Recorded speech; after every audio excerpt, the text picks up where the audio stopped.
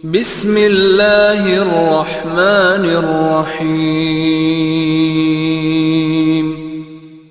تو بھائیو ابھی شعبان ہے، تو شعبان میں بھی ایک رات ہمیں ملی ہے۔ ہاں یاد آ گیا، 15 شعبان کی رات۔ ہمارے نبی شعبان میں روزے بہت رکھتے تھے۔ ہم عائشہ نے پوچھا آپ اتنے روزے کیوں رکھتے ہیں؟ کہ اس میں ایک رات ہے جس میں عمل اللہ کی بارگاہ میں پیش کیا جاتا ہے۔ میں چاہتا ہوں جب میرا عمل پیش ہو میں روزے سے ہوں۔ 15 شعبان کی رات جس دن اعلان ہوتا ہے، آئے ہوئے ہوئے، ویسے تو اللہ کو سب کچھ لکھا ہوا ہے، لیکن فرشتوں میں اعلان 15 شعبان کو ہوتا ہے، یہ ہوگا، یہ ہوگا، یہ مر جائیں گے۔ تو اوپر ان کا نام مردوں کی فہرست میں ہوتا ہے، نیچے وہ زندہ ہوتے ہیں۔ فرشتے ان کو دیکھ کے ہنستے ہیں کہ کیسا بے وقوف ہے، اوپر موت کے فیصلے ہیں، یہاں لڑائیاں کر رہا ہے، جھگڑے کر رہا ہے، سود کھا رہا ہے، رشوت لے رہا ہے، زنا کر رہا ہے، جھوٹ بول رہا ہے، جوئے کھیل رہا ہے، قتل کر رہا ہے، ڈاکے ڈال رہا ہے، اوپر موت کا فیصلہ ہو چکا۔ تو 15 شعبان کی رات اس کا آپ روزہ رکھتے تھے۔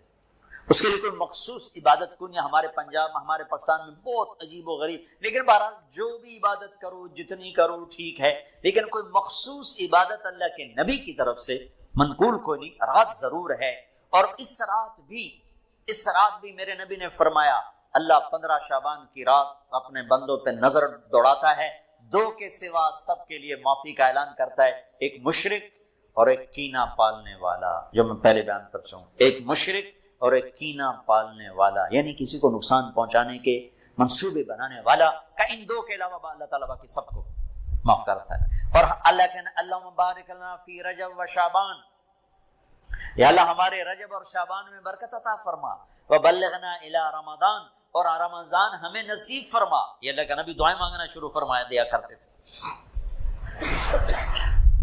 بھائیو دنیا میں دین کے زندہ ہونے کا سبب نبیوں کی محنت دعوت، جس کو صحابہ نے زندہ کیا تو 3 بر اعظم میں اسلام کی شکلیں قائم ہو گئی۔ پھر امت نے بھلا دیا، اتنا بھلایا کہ بھولنا بھی بھول گئے۔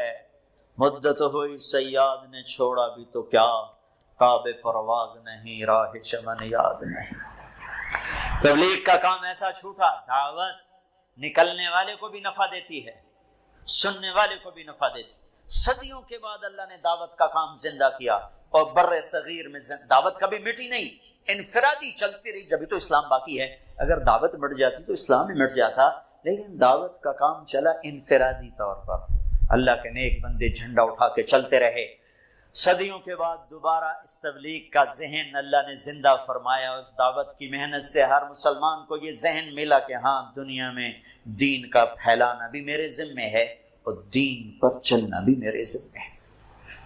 ابھی ذہن بنا ہے، ابھی عمل سے بہت دور ہیں، ابھی ذہن بنا ہے، یہ بھی بہت بڑی اچیومنٹ ہے کہ ذہن بنا ہے۔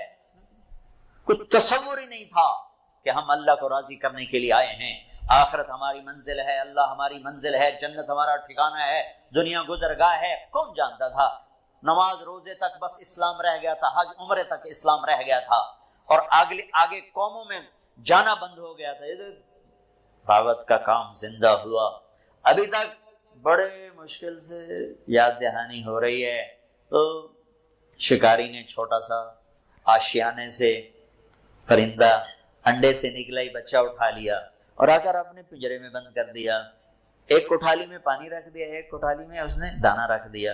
اس کی آنکھ کھلی تو اس نے پانی اور دانا دیکھا، ایک چھوٹا سا پنجرا دیکھا۔ اس نے اسی کو اپنا آسمان سمجھا، اسی کو اپنی فضا سمجھا، اور دانے اور پانی تک جانا اپنی زندگی کی پرواز سمجھا۔ تو اسی میں وہ پروان چڑھ کے اسی کا وہ عادی ہو گیا۔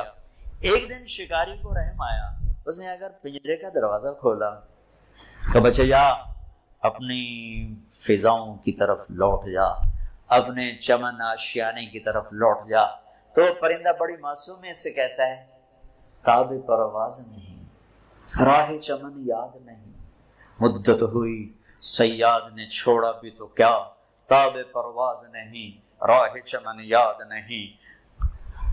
میرے دوست، تو نے مجھے اس وقت چھوڑا ہے جب میں اڑنا بھی بھول چکا ہوں، اور اپنے چمن کی راہیں بھی بھول چکا ہوں، اپنے آشیانے کو بھول چکا ہوں، بس مجھے اسی دانے پانی پہ رہنے دے، اسی پنجرے میں پھڑ پھڑانے دے، یہی میری دنیا ہے۔ یہ دکان کا پنجرا، یہ فیکٹری کا پنجرا، یہ وزارت کا پنجرا، یہ روٹی کا پنجرا، یہ پانی کا پنجرا، یہ گاڑیوں کے پنجرے، ان کو وہ کہتے ہیں اور نکلو، وہ کہتے ہیں تاب پرواز نہیں راہ شمن یاد نہیں۔ یہ ڈگریوں کا پنجرا۔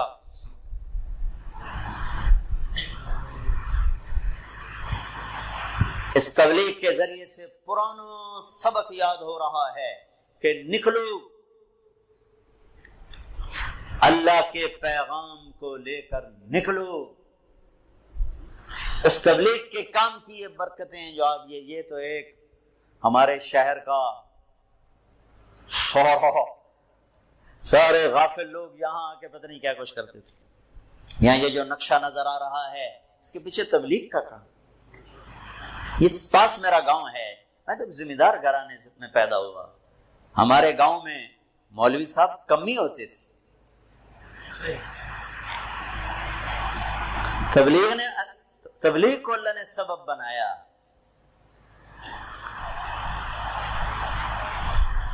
اور ایسے دور دراز علاقوں میں یہ فضا آپ کے سامنے بنی ہوئی ہے، اور میں ابھی 10 ملکوں کا سفر کر کے آ رہا ہوں۔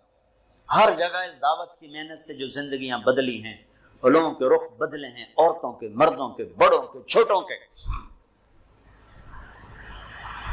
ناپولی دور دراز کا علاقہ ہے، سارا مافیا وہاں رہتا ہے، اٹلی۔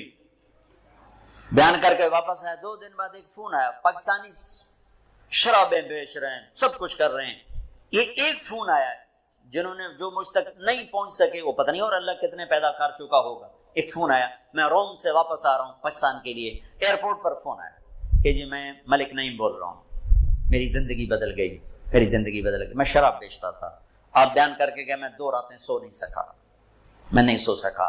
آخر میں اپنے ضمیر کی آواز کو نہیں دبا سکا، میں نے سب کچھ توڑ پھوڑ دیا ہے اور میں نے سب ختم کر کے توبہ کی ہے، اور مجھے یوں لگتا ہے کہ میں نہا کے فریش ہو کے باہر آ گیا ہوں، مجھے سکون آ گیا، مجھے سکھ آ گیا ہے۔ کون ناپولی؟ تو بھائیو، یہ ہمارے طلبہ جا رہے ہیں اللہ کے راستے میں۔ آپ سے بھی کہتا ہوں، یہ تبلیغ بڑے زمانے کے بعد ایک خوبصورت محنت ملی ہے۔ فرقہ واریت کا زہر اس میں کوئی نہیں، مسلک کا تعصب اس میں کوئی نہیں۔ اسلام کی محنت ہے، دین کی محنت ہے، امت کے تمام طبقات کے لیے۔ ہاتھ بھی پھیلے ہیں، سینہ بھی کشادہ ہے۔ سب سے گلے لگو، سب کو گلے لگاؤ۔ تو میرے بھائیو، یہ ہمارے بچے جا رہے ہیں اللہ کے راستے میں۔ 2 دن کے بعد آپ بھی ان کے ساتھ نکلنے کا نظام بنا لو۔ شعبان کا بابرکت مہینہ چل رہا ہے، 15 شعبان کی رات میں 10 دن باقی ہیں۔ اس کا روزہ مسنون ہے، اور 1 سال کے گناہ کے معاف ہونے کی اس میں خوشخبری بھی ہے۔ جو 15 شعبان کا روزہ رکھے تو اللہ اس کے 1 سال کے گناہ معاف فرما دیتے ہیں، اس سال عمل اللہ کی بارگاہ میں پیش ہوتے ہیں۔ تو بھائیو، اب ماشاءاللہ اکثر نوجوانوں کا مجمع نظر آ رہے ہو۔ ایک میں یہ گزارش کروں گا کہ اس مجلس کے اٹھنے سے پہلے اللہ سے بھی صلح کر لو، جس کو توبہ کہتے ہیں، اور آپس میں بھی صلح کر لو۔ آپس میں بھی اگر کسی سے لڑے ہوئے ہو، کسی کا کینہ بغض ہے، معاف کر کے گلے لگ جاؤ، معاف کرو۔ خاص طور پر خامند بیوی لڑ پڑے، ہو جاتی لڑائی، اگر وہ صلح کر لیں تو اللہ خوش ہو کر ان کے پچھلے سارے گناہ معاف کر دیتے۔ خامند بیوی کی صلح اللہ کو اتنی پسند۔ بھائی لڑے ہوئے، دوست لڑے ہوئے، رشتہ دار ہو، صلح کرو، معاف کرو۔ اور اللہ پاک سے کوئی، اللہ اور بندے کے درمیان کوئی گڑبڑ ہے، وہ بھی اللہ سے معافی مانگو۔ تو انشاءاللہ میرا اللہ بڑا غفور و رحیم ہے، ادھر ہم توبہ کریں گے، ادھر وہ معاف کرے گا۔ اللہ کو توبہ ہے بڑی پسند، اور اللہ کا شکر ہے نہ عمر کی قید ہے نہ عدد کی قید۔ 900 چوہے کھا کے بلی حج کو چلی، ہمارا محاورہ ہے۔ تو میں کہتا ہوں تو کدھر جائے؟ مندر جاوے؟ حج بھی جانا، اور کہاں جانا ہے؟ نہ کہیں جہاں میں اما ملی تو کہاں ملی، میرے جرم خانہ خراب کو تیرے عفو بندہ نواز میں، وہی تو جانا، اور کہاں جانا ہے؟ تو بھائیو، میں آپ سے گزارش کرتا ہوں، توبہ کرو۔ نیت کرتے ہو؟ نیت کرتے ہو؟ انشاءاللہ آپ کے سب معاف ہو جائیں گے۔ اگر پھر دوبارہ ہو جائے تو ڈرو نہیں، پھر کرنا، پھر معاف ہو جائے گا۔ میرا نبی نے فرمایا دن میں 70 دفعہ توبہ توڑے، لیکن توبہ کر لے تو اللہ اسے خوشی سے معاف کرے۔ یہ دل میں نہ آئے کہ ایسی توبہ کا کوئی فائدہ نہیں، لوگوں کے فتوے نہ سننا، ہمارے یہاں دین سے بہت بے خبری، بہت بے خبری۔ ایک ہمارے یہاں فتویٰ بڑا سستا ہے، ایک نسخہ بڑا سستا ہے۔ جس کے سامنے کوئی بیماری ذکر کرو کوئی نسخہ تھپ دے گا توڑ، جس کے سامنے کوئی بات کرو فتویٰ جڑ دے۔ مفتی بنتے بنتے عمریں گزر جاتی ہیں اور پھر وہ احتیاط برتتے ہیں۔ ہر بندہ مفتی، بھائی ڈرنا نہیں، اگر گناہ ہو جائے پھر توبہ کرنا، پھر معاف ہو جائے گا، پھر ہو جائے پھر توبہ کرنا، پھر معاف ہو جائے گا، مرتے دم تک توبہ کرتے رہنا۔ کسی درمیانے وقفے میں موت آئی تو کام بن جائے گا۔ کرتے ہو؟ کہو یا اللہ میری توبہ، پھر کہو یا اللہ میری توبہ، پھر کہو یا اللہ میری توبہ۔ انشاءاللہ اگر آپ نے پکی کی ہے تو آپ کو مبارک ہو، سب معاف ہو۔ آپ سارا مجمع ایسے بیٹھے ہو جیسے ابھی ماں کے پیٹ سے جنم لیا۔ کتنی مزے کی بات ہے کہ سارے گناہ معاف ہو گئے، اللہ راضی بھی ہو گیا، اللہ خوش بھی ہو گیا۔ اور بھائی آپ جہاں جہاں سے آئے ہو مہینے میں 3 دن ضرور تبلیغ میں لگایا کرو۔ ایک فرض نماز نہ چھوڑو، اپنی زندگی سے 3 کام نکال دو، ایک ظلم، ایک جھوٹ، ایک دھوکہ۔ 3 کام نکال دو، ظلم نکال دو، جھوٹ نکال دو، دھوکہ نکال دو۔ ہمارے عوام بھی ظالم ہیں، عدالتوں میں جا کے دیکھو کتنے جھوٹے مقدمے چل رہے ہیں۔ یہ تو کوئی سیاستدان نہیں ہے، کوئی وزیر نہیں ہے، عام لوگوں نے، دیہاتیوں نے جھوٹے مقدمے، جھوٹی گواہیاں، خود انگلیاں توڑ کے جعلی ڈاکٹری سرٹیفکیٹ بنوا کے آ جاتے۔ اپنی زندگی سے جھوٹ نکال دو، ظلم نکال دو، دھوکہ نکال دو۔ 3 چیزیں داخل کر دو، انصاف کو ڈال لو، سچائی کو ڈال لو، دیانتداری کو ڈال لو۔ دنیا اور آخرت کی عزتوں کا ذمہ دار ہے اللہ کا حبیب۔